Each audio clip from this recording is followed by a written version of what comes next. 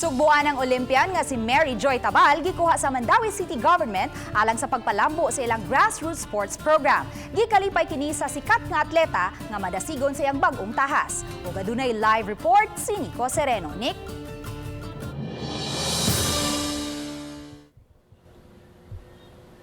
Yes, may excited karon ang inilang atleta o sugbuan ng Olympian nga si Mary Joy Tabal sa iyang bag-ong tahas sa Mandawi City LGU.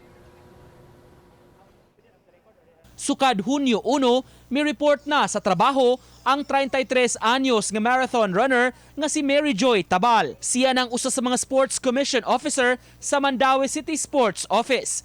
Lakip sa iyang bag-ong tahas ang pagpalambo sa sports grassroots program, pagtabang sa makabataan aron mapalambo pa ang ilang mga abilidad sa duwa nga ilang gikahiligan.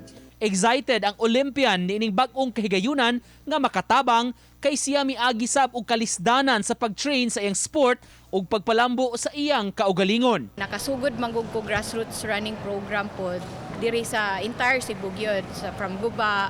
So daghan mi na produce pod na mga athlete nga ni represent na sa Siberaa, palarong pambansa, which is a good good result. So ang akong giingon sa ni Mayor sad na this is a long-term plan.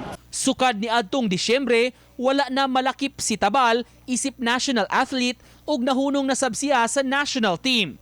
Maong gihangop niya ang tahas nga gihatag sa LGU aron mahimo ang iyang gikahiligan. I really prayed na kung dili na magani ko makakompete as national athlete, hopefully mabutang ko sa field of sports lang nga ako ang i-work kanang passionate ko, happy ko doing it kay nagyapon ko sa field of sports. Amo ging gikalipay nga naabot nga tabang reinforcement namo sa kuan, especially sa iyang experience through SEA Games and kuan niya.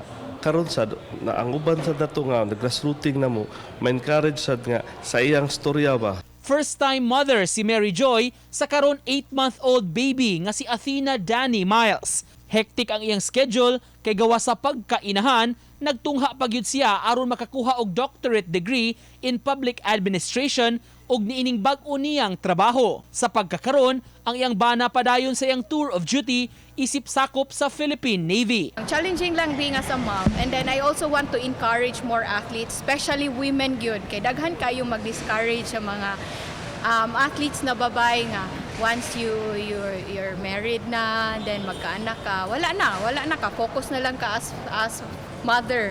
But I think mas daghan og mabuhat ang babae gyud. Bisan 5 ka buwan pa sukad siya manganak, miapil na si Mary Joy sa Tokyo Marathon niadtong Marso.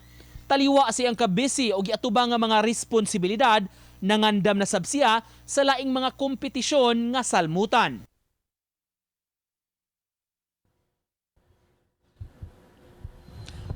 Matod sa mga opisyales sa Mandawi, may kun potensyal ang hisgutan daghan ni ana sa Mandawi City. Kinahanglan lang nga itap kining mga makabatan-unan, mas palambuon gyud ang ilang talento ug abilidad ug paghan-ay mismo og epektibo nga sports program. May Daghang salamat, Nico Sereno.